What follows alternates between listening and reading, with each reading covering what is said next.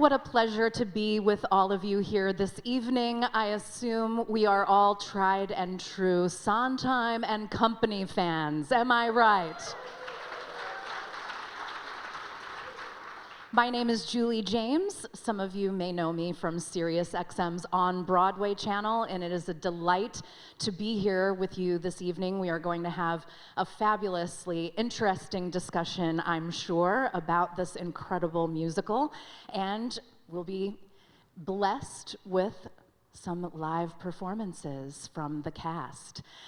Without further ado, I would love to welcome, as our first guest, Tony and Olivier Award-winning brilliant director, Marianne Elliott.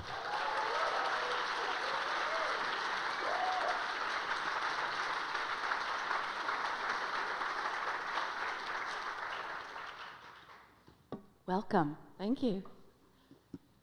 Well, congratulations. You've already been on quite a journey with Company already. Congratulations on your London production. Thank you. And how well received it was. I think it would be best to start with, of course, the genesis of your attraction to this work. I particularly am interested in that so much of your brilliant contributions have been in plays, and I'm curious what attracted you to a musical in particular, and what was it that drew you to Company? Well, I'd always loved it. As I was growing up, I had two uncles who helped bring me and my sister up after my father died, and they were huge musical fans. And so in their house, they lived in Sheffield in the north of England, and they used to play Sondheim a lot. So I grew up with Company, and when I became a director, I really wanted to do it. But I was an associate director at various different theatres, luckily. I mean, I was very lucky to have those positions, but nobody wanted me to do Company. So when I set up my own theatre company about 3 years ago with Chris Harper, we set up the company mainly to do our own work and be in control of our own work, but also because I was interested in doing work for women and older women, you know, to give good parts to women who weren't the romantic ingenues, and female writers and female creatives and all of that. He said to me, what about Company? Because you've always wanted to do it. And he said, why don't you think about switching Bobbie to being a woman? So I looked at it really carefully, and I listened to it really carefully, and I thought one thing that I felt about Company was that it was very much of its time. And maybe it's me, you know, I was brought up in the 1970s, so the 1970s don't really hold much allure for me. So I thought, well, it'd be quite interesting to do something to make it not of that time, even though that's very much what it was written for. And I thought about the change of the character to being a woman, and I actually thought it would make so much sense if I was to set it now, because I'm sure most of you know the story. Bobbie is a 35-year-old guy who is facing his birthday and the prospect of a surprise birthday party with his friends.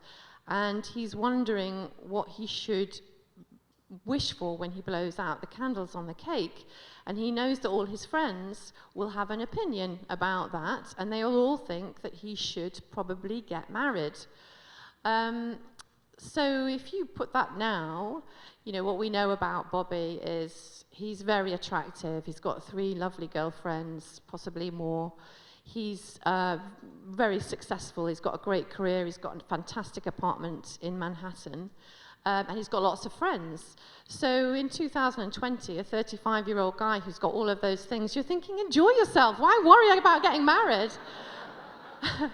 But a 35-year-old woman who has had to really commit herself to her career to become so successful, she's got her own apartment on her own in Manhattan, has to really think about it. And she'd be very aware that there is such a thing as the body clock, as we call it. I think you call it something else. No, Yeah. no, yeah. Body clock. And she definitely will have very opinionated friends around her who think that she should probably be with someone, if not settle down, if not have kids. So it becomes a different kind of perspective, I suppose. Yeah. And then from there, you have this really great idea to not do the musical as it's been done before, and even revived before, and even I think slightly revised before. But what was the next step in terms of bringing that idea to Mr. Sondheim? Yes, well, unfortunately, George Furth isn't alive anymore, so I went to talk to Stephen Sondheim about it, and I was lucky because he had already had me over for dinner once at his house, because we were talking about me doing something else, and he'd seen Casual. I know, it wasn't that casual. I was absolutely terrified, but I tried to pretend that I was very casual. So anyway, I came to New York and I talked to him about the idea, and he was very open and very generous, but he wasn't sure whether it would work because it seemed quite radical, because I was also going to swapping the genders of two of the other couples at that time. But I said, well, I understand that you might not think this is a great idea, but why don't I do a workshop and film it, and then you see what you think. And I did, and he liked it. And then we went from there, really. And ever since, it's been a bit like doing a new musical, because he's very involved. He will change the odd lyric, or he'll get involved in the discussions about, you know, whether things work or not. And he's also very open about being a different generation, you know, because he's going to be 90 in March, and on our opening night. Yes. So, for example, there is a song in the original which is Have I Got a Girl for You? And I said, well, it would be great if the girls sang it to the female Bobbie, Have I Got a Guy for You? And he said, but it's quite crude. And I went, yeah. He said, well, women don't talk like that. So, no, he has been very, and he did at one point say to me, look, you have to tell me, Marianne, I don't know, I'm 90.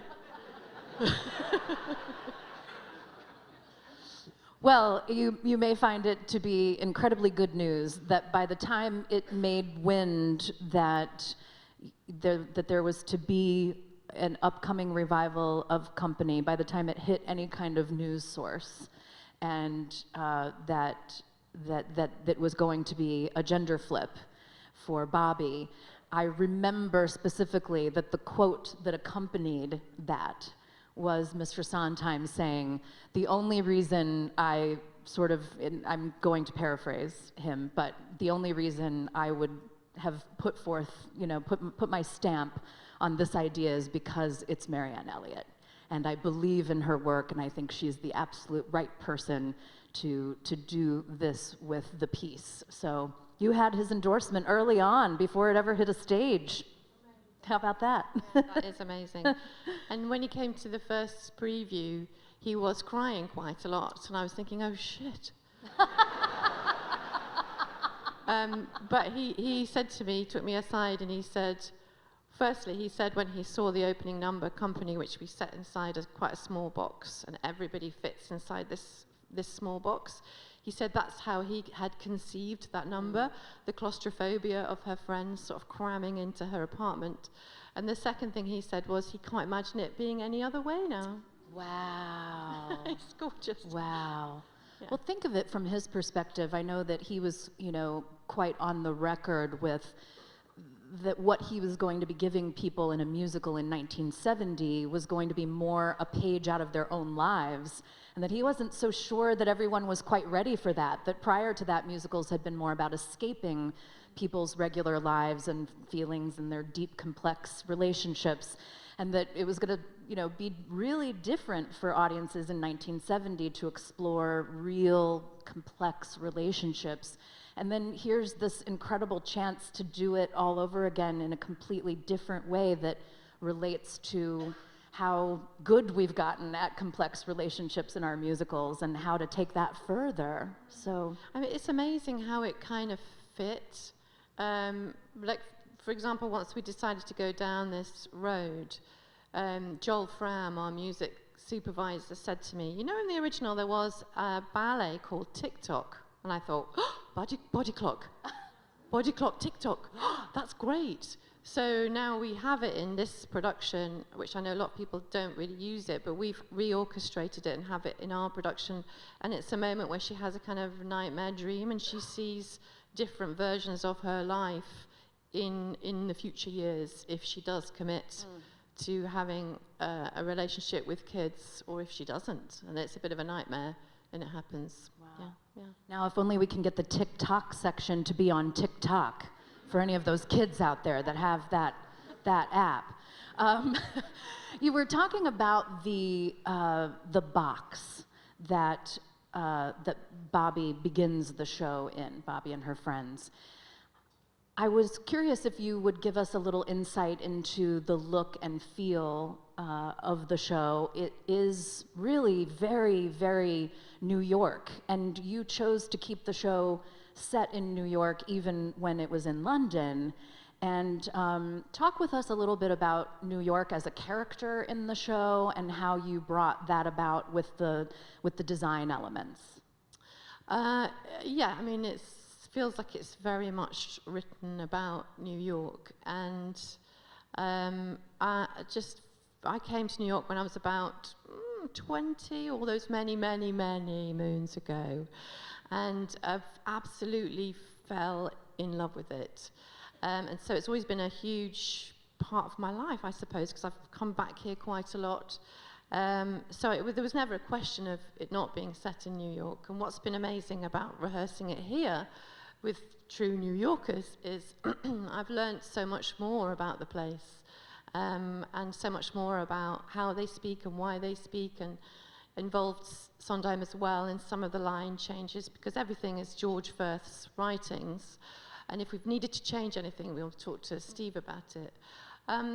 But the main thing about the design, I suppose, is that Bunny Christie and I, the designer, spent a long time, months and months, working out how we wanted to portray this production. And it's written so absolutely for the first production. You know, the number of counts even on some of the long notes are about how a character will get from A to B to C on that set. So it's quite difficult to change it up, really. But we knew that, or I suppose I knew I really wanted to explore the fact that it's all in Bobbie's head. There's no chronological narrative.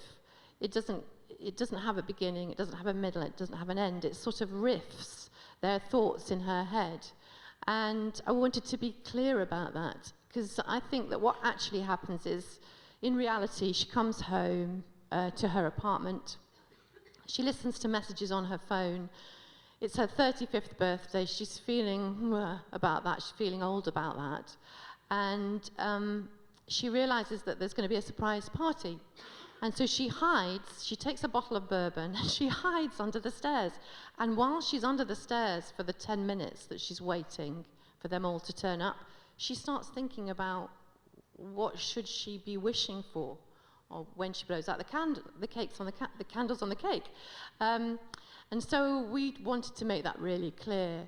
So we don't see her go under the stairs, we don't see her go in the cupboard, but we do make sure that every set and every element that happens is like in a thought bubble.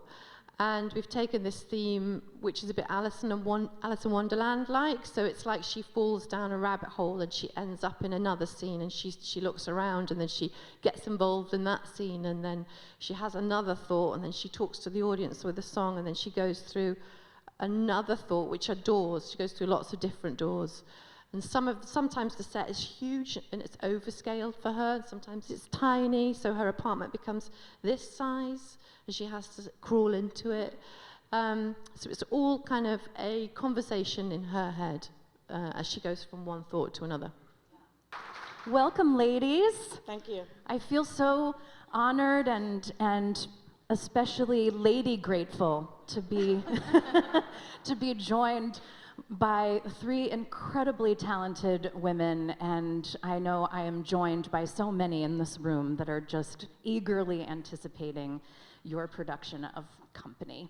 So before we take a deep dive, how are rehearsals going?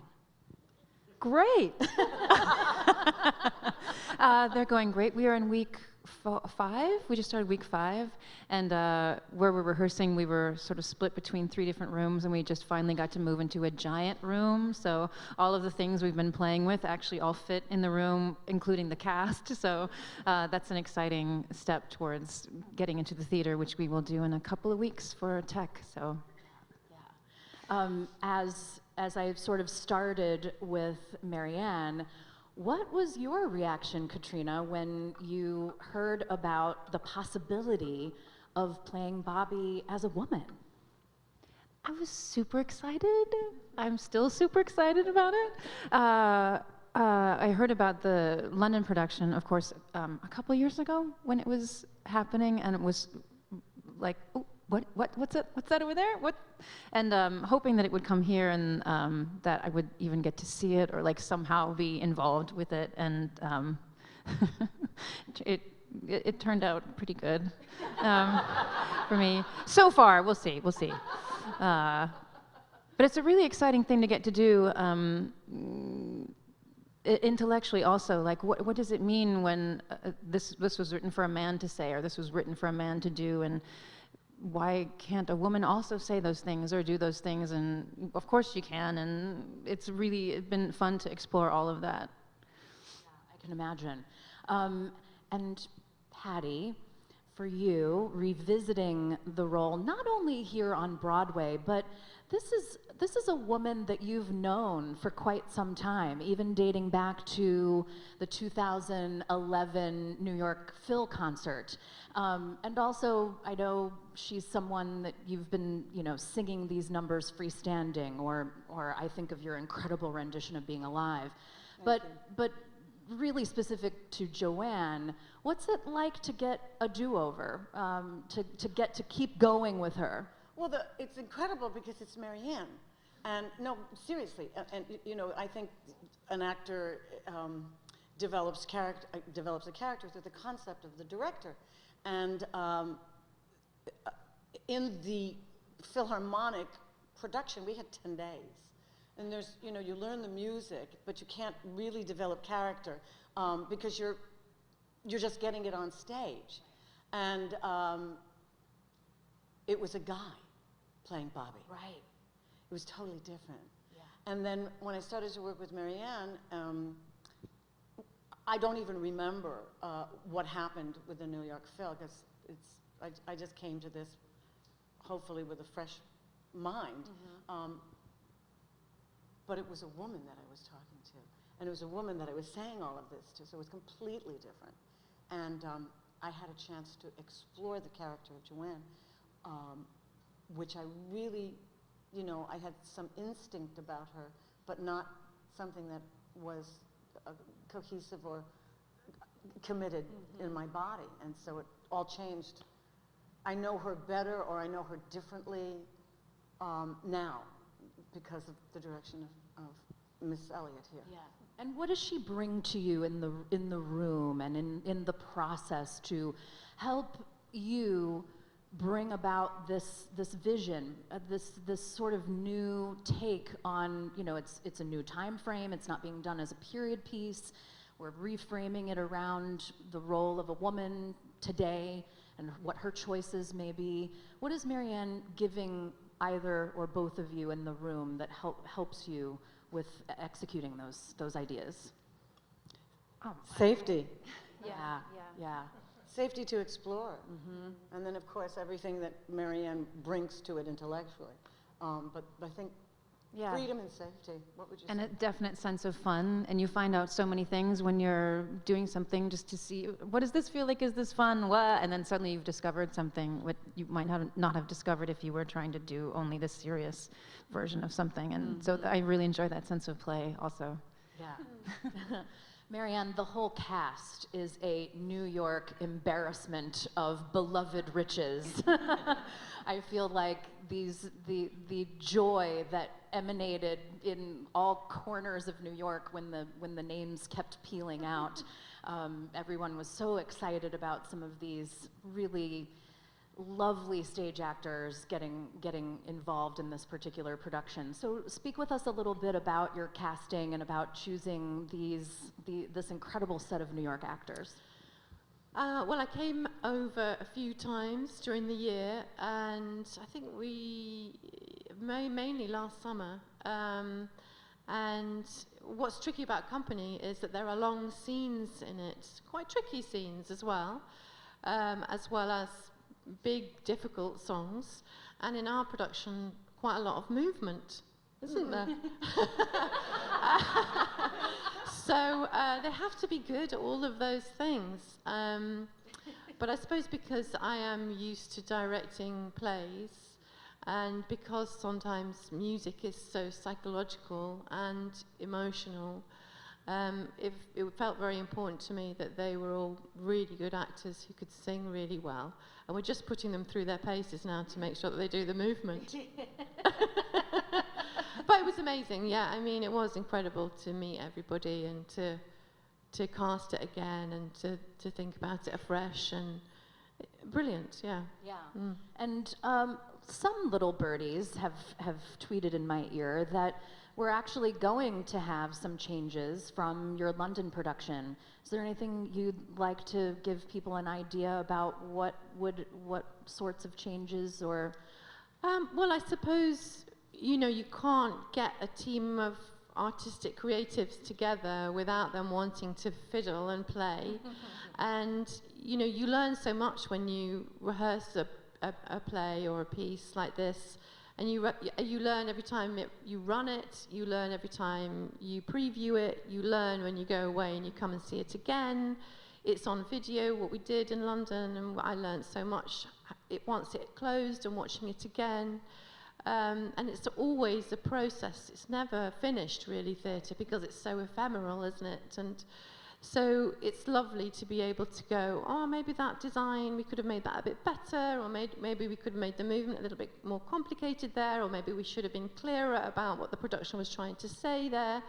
So all of those things, but mainly because it's a group of Americans, and they're individuals, and they will bring their individual selves into the scene. So sometimes the scene goes down very different routes that are still right for the characters, but are true to them. Yeah, very interesting. So about these incredible women, now that we are really talking about women, your characters, that is, because you are, of course, incredible women. We've already established that, right? Yeah, we've already established that. What is it that you think that, I just am really struck in thinking about company and then thinking about it again through this newer lens, that we are always wanting the grass that's greener on the other side, or let's insert all the other cliches. We want what we don't have, we want it this way, but we also want it the other way. These are sort of some inherent, human themes that I think Sondheim was able to bring out so brilliantly, along with George Furth in this particular show. I guess I'm looking for a character dive a little bit here. And what are you learning about Bobbie so far, Katrina?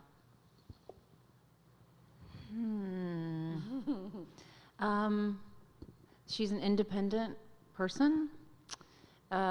And has a great sense of humor and is very good to her friends, and her friends are very important to her. Her job is extremely important to her, and she's very outward focused, I'd say. So she doesn't spend a lot of time maybe reflecting on what she wants or what she necessarily feels about things, which I think a lot of people can identify with, and especially modern life is sort of geared to make you look everywhere. Like, look at your phone, look at the television, look at all the stuff that's happening, and distract yourself from whatever might be going on internally.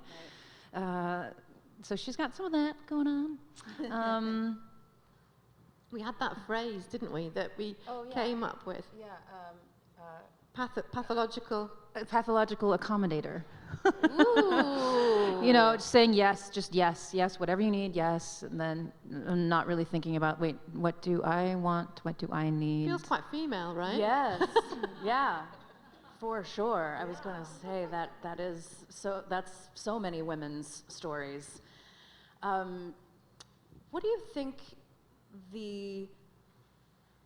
I'm so intrigued too, because there's going to be people who are going to be seeing this particular production of Company who know it backwards and forwards from other, whether it was the original or a revival. There are going to also be plenty of people who this will be new for. I have a best friend who even traveled to London specifically to see it and was not really familiar with the show, though he loves musicals. What do you think, Marianne, a seasoned person that knows the show or a person who might be coming to it new, what are those experiences, do you imagine, going to be like? Yes, my mouth has now gone very dry. I think most people know the songs. They'll have heard the songs, a lot of them. So even if you're new to the piece, you will know the songs, I'm sure. The seasoned theatre goer that might have seen it many times, do you know what? I kind of try not to worry about that when I work on a show, because I really feel like if you're going to try to be artistic and creative, you may well fail, but the most exciting thing to do is to do it for the audience now and to show a side of the piece that they may have never seen before. I mean, I always try to be very honourable to the writing, because I come from new writing background. So I worked a lot at the Royal Court in London. It's all about being very respectful of the writer. So I would never want to do anything that was a gimmick. But, theatre, I feel so passionately, must not be museum pieces. Because if you want that, you can watch an archive production. It has to be something that is vital for now, for the people that are watching it that night, by the people who are performing it that night. That's what's exciting about theatre, I think. Well said, well said. Patti, going back to Joanne, she's a beloved character for a lot of people. A lot of people, when they think of Company, they may arguably be thinking about her and Elaine. And let us just send up some love. Yesterday would have been Elaine Stritch's birthday. So hopefully there's some celebrating still going on up there, but she's still kicking around up there and stomping around and making us remember her. That is surely iconic. I have every reason to believe you are going to make another iconic moment out of this. I think it's going to have tongues wagging all over town. But what do you think it is about Joanne that so many of us cling to, or, that to me, like, she's my friend. She's who I think of just as much when I think of this piece as I think of Bobbie. Well, I think that you just hit it, that she's Bobbie's friend in as much as she's the one that says, don't get married. She's the one that says, live your life. She doesn't ask the questions, why aren't you married? When are you going to settle down? She's the one that just that sort of rebels against that, even though she's been married 3 times. I think she is your friend because of Elaine. I mean, this was written for Elaine Stritch by George Furth, and Elaine is a powerhouse. She is a force of nature, and she put a stamp on this role. The way Ethel Merman put a stamp on a role, the way Carol Channing put a stamp on the role, the way Mary Martin put a stamp on the role. We don't necessarily see that kind of leading lady roles, number one, and how those leading ladies would then, this is my interpretation, and that interpretation became the gold standard. That was Elaine for this role. I'm only responsible for what George wrote and how Marianne directs me. And I've done a lot of, I did Sweeney after, I mean, Angie put the stamp on that role. Do you know what I mean? I seem to fall into that pattern. Zoe Caldwell put the stamp on Maria Callas. Do you know what I mean? But I think because, fortunately, I'm a trained actor, and I know that I'm only responsible for the script, and I know that we are individuals, individual human beings. So I'm going to, oh, excuse me, Ethel Merman and, you know, Madame Rose. And Reno Sweeney. What am I talking about? But I read it because I'm different from Angie or from Elaine. I read it my way, and then I'm directed by Marianne.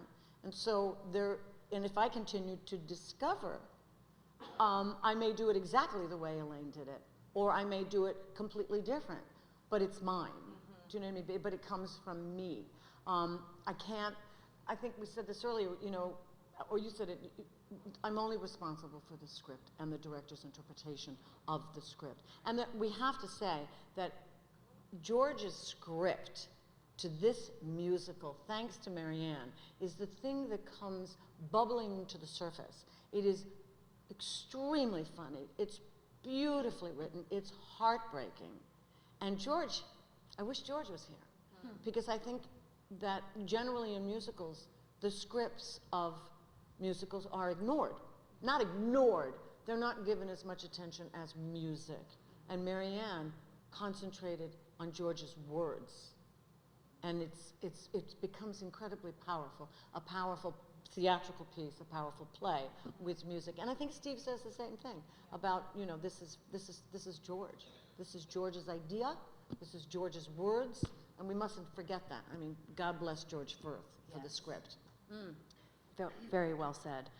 In terms of that, what are some of the thoughtful changes that you wanted to make to bring the spirit of George Furth into this story set in 2020? Like, I know that there are just some basic references about phones or texts, but talk with us a little bit about what it meant to bring the story into 2020 and still really honor the spirit of Furth.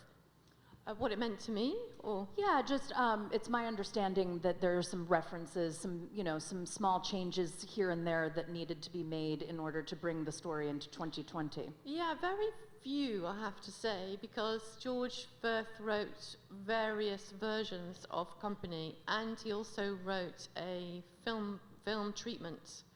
And the estate were very kind, and we just basically took everything that he'd ever written and went through it all.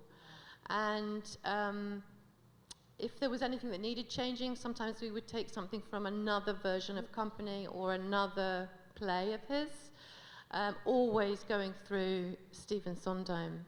So I have to say, I don't think there have been huge amounts of text changes, really. Yeah. It's more to do with the feel of it, the characters, and the design, I suppose. Yeah. It's only kind of, since the time of 1970 and Company's original production that we've come into a full generation of women that want to have it all and can, but yet I know so many working women and mothers that talk about, what it is that they have to, that they may have to bargain with. So is it possible that Bobbie can have it all? Well, what's brilliant about the writing is we never know what her decision is. If she's a pathological accommodator, then she goes through the whole piece being accommodating, and she slowly starts to realize, hang on a minute, maybe I want something for me. And she struggles with that. But she talks to the audience as a soulmate, so it's through her songs that you really get to see what she feels or what she thinks, her solo songs to the audience, because she doesn't show that much in the scenes, although in Katrina's hands she's very funny. So all we know is that at the end of the piece, she decides not to turn up to her surprise birthday party. She waits till everybody's gone. She punctures the 35 balloon. She actually, in our version, fire extinguishes the candles. And there's one candle left. And she makes a wish. She blows out the candle when her friends aren't there.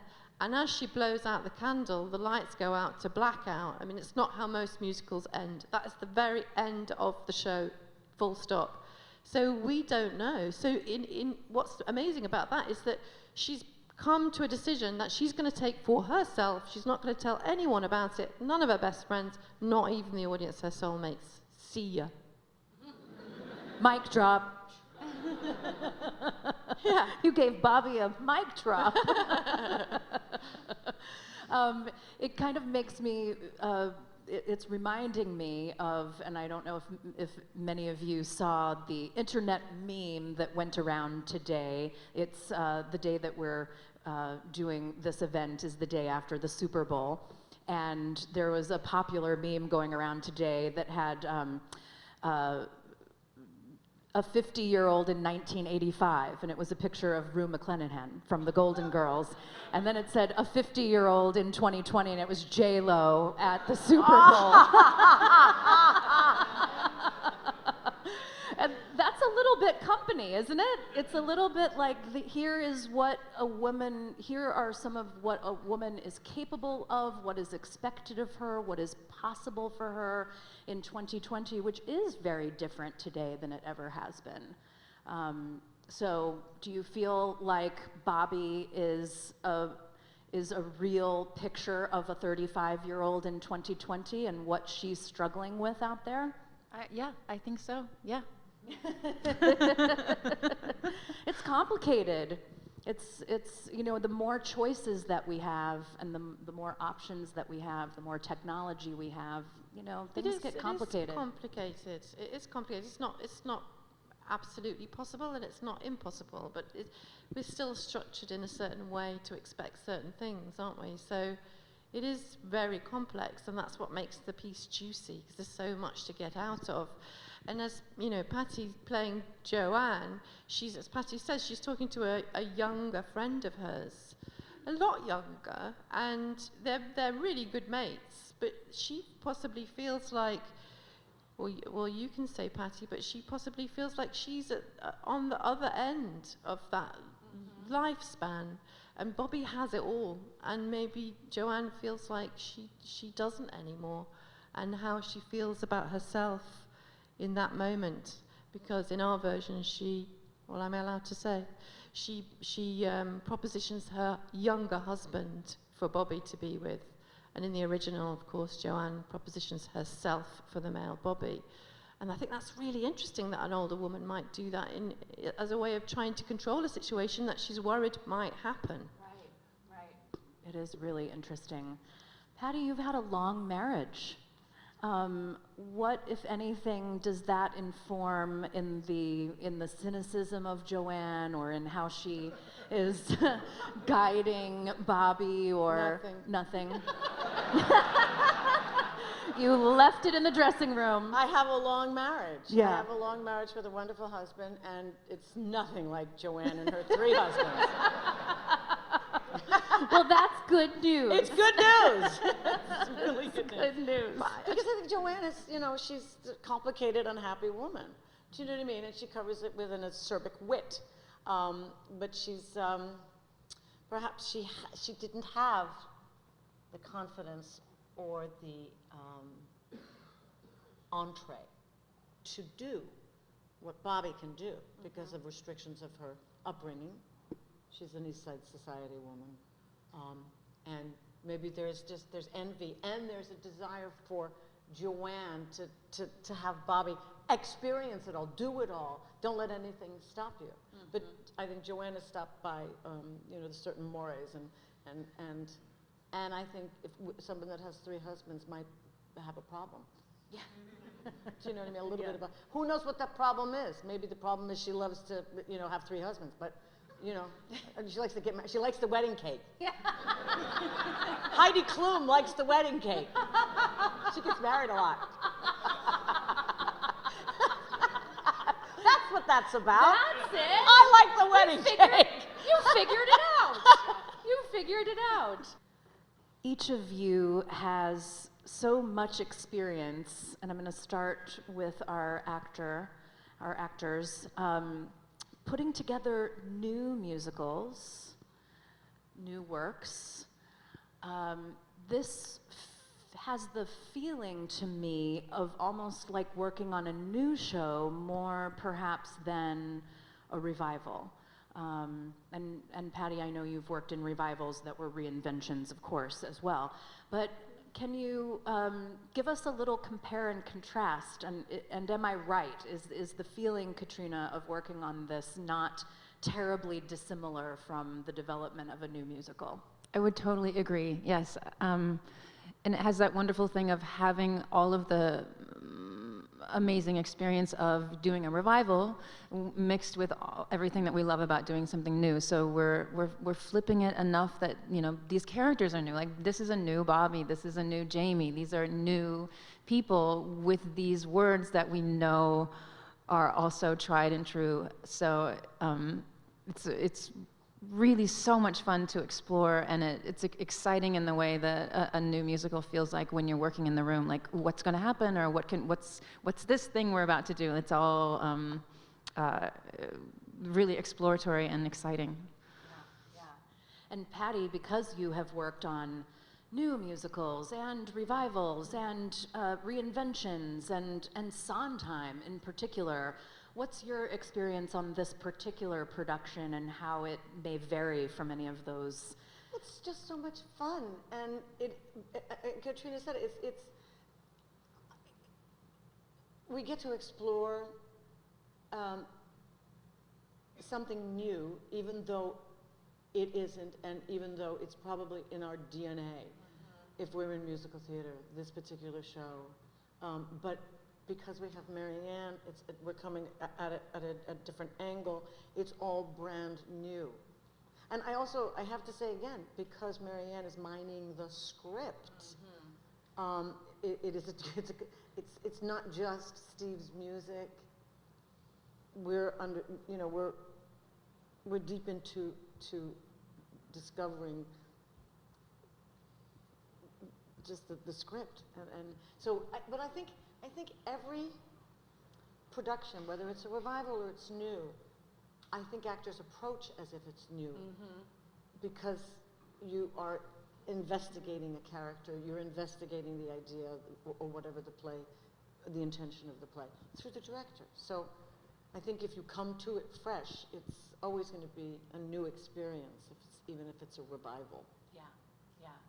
And it's interesting that we are in kind of a time where people are really becoming brave in their treatments in their approaches, I should say better, to revivals. It's not, we're kind of in an era where we're not just putting up, you know, another Oklahoma.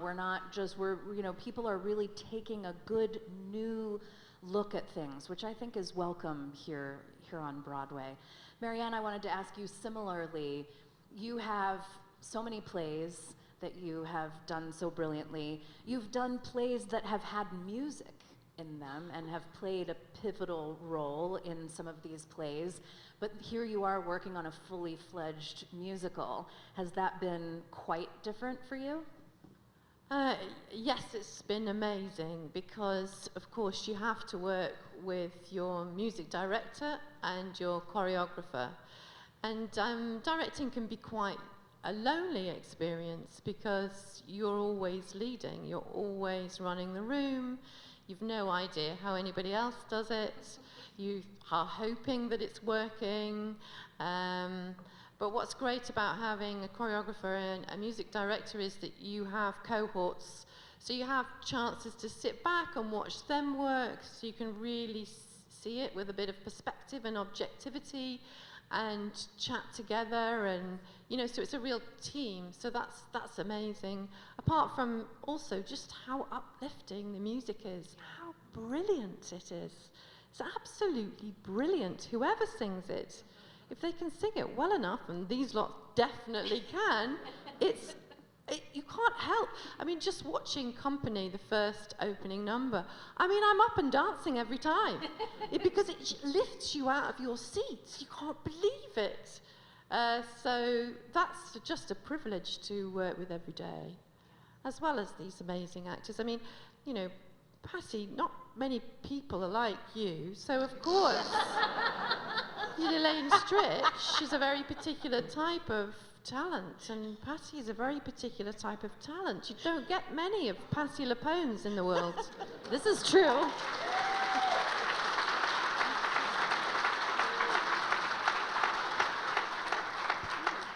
Yeah, I was using all of my restraint to not start gushing when you were going through the roles and naming all of those iconic roles and iconic women who have played them. And I thought in my mind, well, the reason that Patti is the one that gets to do these again is because she's the one that can put her own signature stamp, not to be compared to anyone else.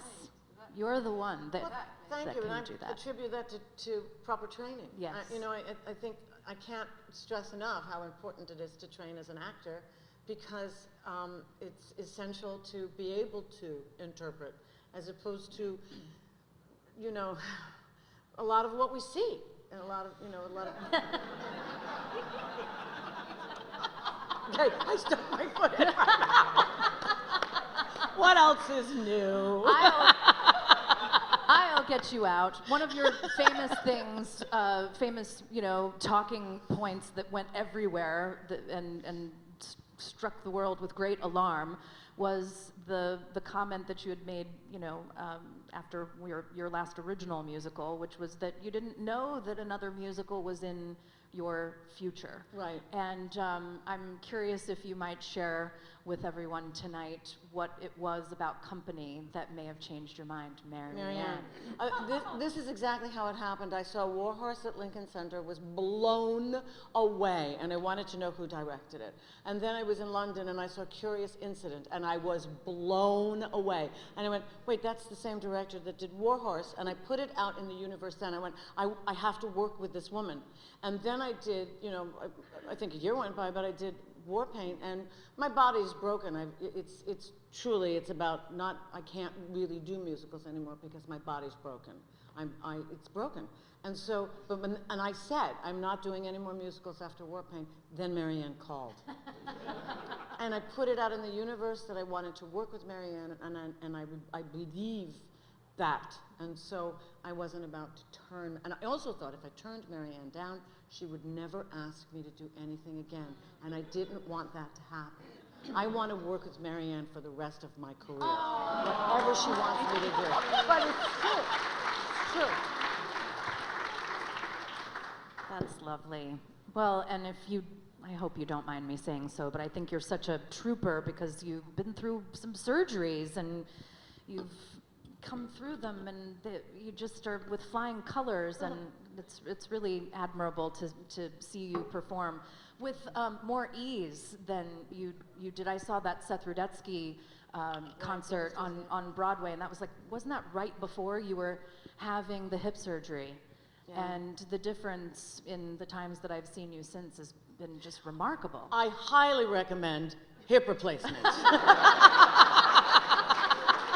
And it seems to be the thing to do because everybody's getting one. Or two. Yeah, I had two.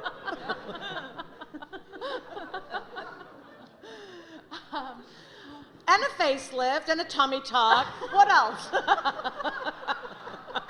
Let's keep going. What else can we get? Bring out the wedding cake.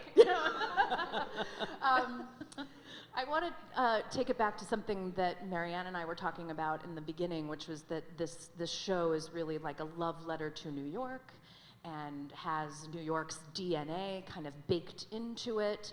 And one thing that I was intrigued, I was backstage, and they have, they call it like a face sheet, which has the names and headshots of all of the company.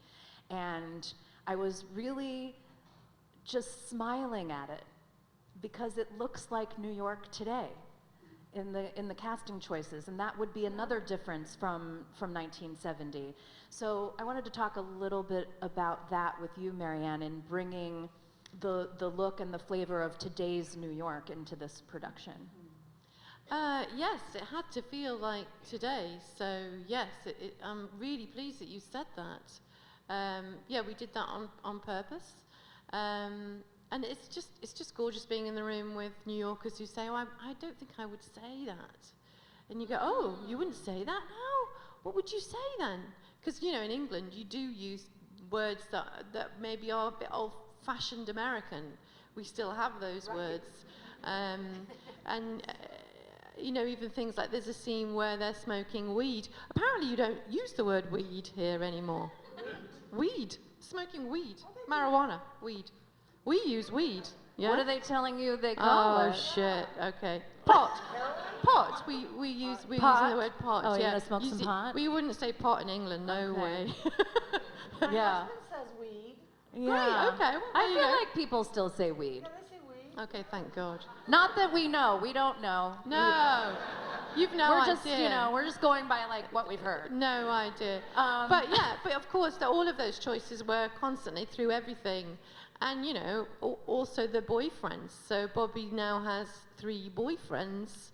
And, maybe she'll entertain other things as well in another 100 people number. But she has 3 boyfriends. So, I had a really odious task of trying to cast 3 really hot young men. It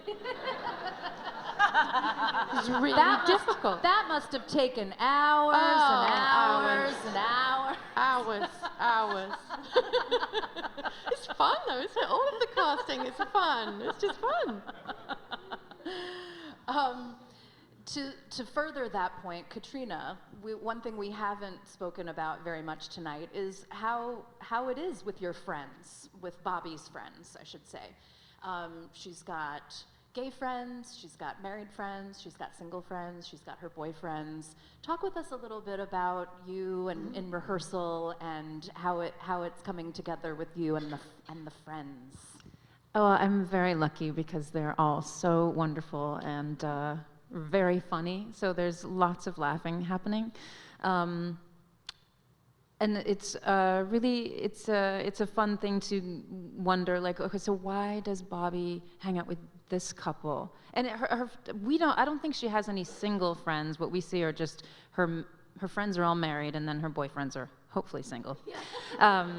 So the question of like, first of all, why are all of your friends married people, Bobbie? What's going on? Like, what's that about? It was super interesting. So we're still discovering things about that, and it's been fun to figure out. Like, okay, so what is our 3-person relationship, and how does Bobbie fuel your relationship with your partner?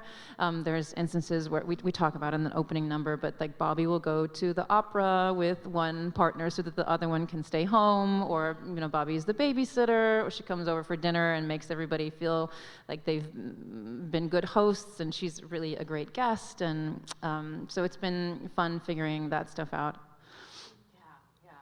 I think New York that's another piece of company that is so New York, is we rely on our friend groups, right? Like, friend groups are such a thing, and you're right, as a successful woman in New York, you do have all of these, circles of friends around you. I remember I worked in this one office years and years ago, and I felt like I went through all of the stages it was mostly women in the office, and like, we were on a cycle of like, well, this one's getting engaged and we're having the shower for that, and then this one, oh, now it's time for her to get married and we're doing the shower for that, and oh, here comes the baby, and now we're having the shower for that. I was broke the whole time I worked there.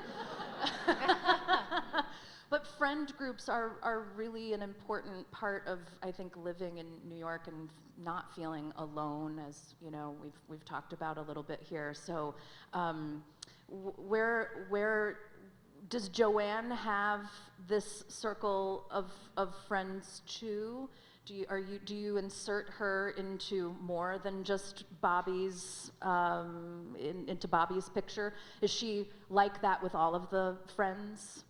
Well, we were trying to figure out Joanne's life, and we don't think that she knows Joanne and Larry don't know the rest of these people that have gathered for Bobbie's birthday party. She is an Upper East Side lady. She is has money, and we're determining she's old money. And so her circle are the ladies who lunch, the women from the Upper East Side who lunch and shop. But she is I don't want to say she's rebellious, but she's one of those women that probably has just more artistic side and a more, somebody I know that's quite wealthy said, and a whiskey tenor, said, well, the season doesn't start until Bobbie Short's at the Carlisle. That's Joanne. That's it. Yeah. That's Joanne. Joanne's social season starts at the Carlisle when Bobbie Short sings. So she's a drinker. She's cabaret. She supports all of the arts. And I think we've determined that Bobbie and Joanne meet at some art installation or opera that they're bored out and they met at the bar, whatever. And there's just a camaraderie, perhaps through alcohol. I buy that. Yeah. Yeah. And it goes deeper in the scene that we have together. But so I would think that it's not a superficial relationship. I think it's one where Joanne, as I said earlier, wants to guide Bobbie into the freedom of life while envying that she can do this. Yeah. But I don't think that she knows, she and Larry don't travel in the same circle as the rest of Bobbie's friends. And I don't even know do they know each other? Do the other characters know do they all know each other? Do we know that? Or are they all We're playing with it. strangers They to don't each know other? each other. No, So, wow, yeah. you're an interesting girl. Yeah. No, I mean, because there's so many. Rehearsal's gonna be really fun tomorrow. Bobbie goes into like all sorts of corners of tribes. Yeah, tribes. Yeah, the friend circle. Yeah. I'm so excited for people who may not know Company to discover it through this production, but I have a really great feeling that most of us in this room have, as Marianne very astutely put it, we have the music of Company already in our DNA. And I think one of perhaps, you could even take it aside from Company, and I think one of the things that's probably running in all of our DNA right now is being alive. It is, whether it's attached to this show or not, and Patti's version is one of my all-time favorites. Thanks. I think it holds such depth for each of us, but in completely different ways, because what it means to me and the depth of feeling that I have when I hear that song or when I process those lyrics are probably very different than what they mean to you or to you. We each kind of come to that song, I think, where we are, maybe where we are at the time. So I wanted to sort of, as we're, wrapping up this wonderful evening of conversation, ask each of you a little bit about what that song is for you. No pressure. Well, it's a short song. It's very short. A ditty? A little It's ditty? just a little ditty. That's kind of I feel it's a little premature for me to answer with confidence, because we're still finding so many things about it. And I'm sure we'll continue to find things about it throughout the run. 'Cause this music and the lyrics are so deceptively simple and also really complex and challenging. So I'm sure there will be more and more things that come up. What I really kind of key into is like, so the opposite of being alive is what? Being dead. And Joanne says a thing just before being alive, where in Ladies Who Lunch, like, you look in their eyes and you know what they know is everybody dies. And when you are a person who is lonely, maybe, or feeling on the outside, always looking in. It's sort of a feeling of like not actually living your life. And how scary that is to take the step of actually being in your person and acknowledging what you want and doing what you see everyone else doing, which you feel is not, up to this point, has not been for you.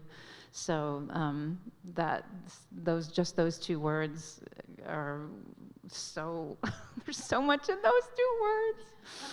So I have a lot of work to do. And Patti. You illuminated it brilliantly, Katrina, really. I think,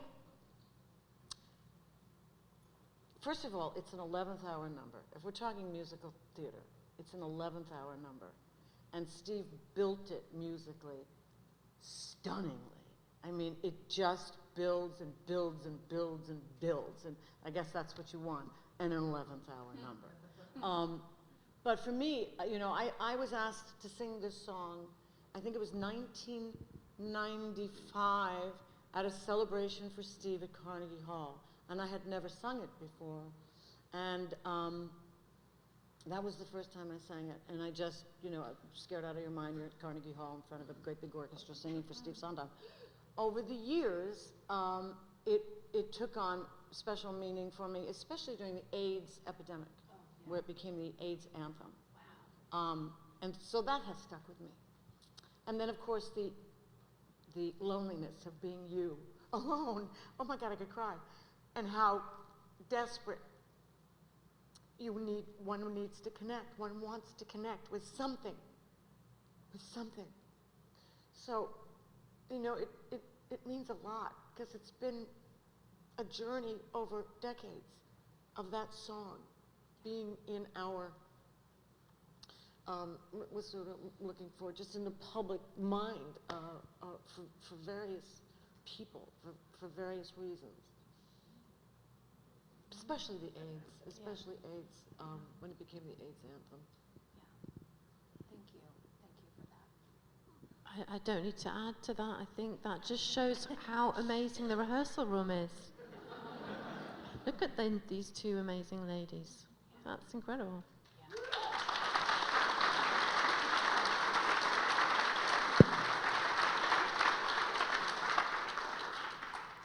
I am very grateful that you shared your time and your thoughts and your heart with us today. It's what is bubbling under the soul of this revival, I can already tell. It's what so many of us have to look forward to when you begin your performances very soon. I wish you very well for the end of your process and for the beginning of your previews and on sailing onward into your glorious opening night and beyond. Thank you. Julie, Thank it's you. been such a pleasure.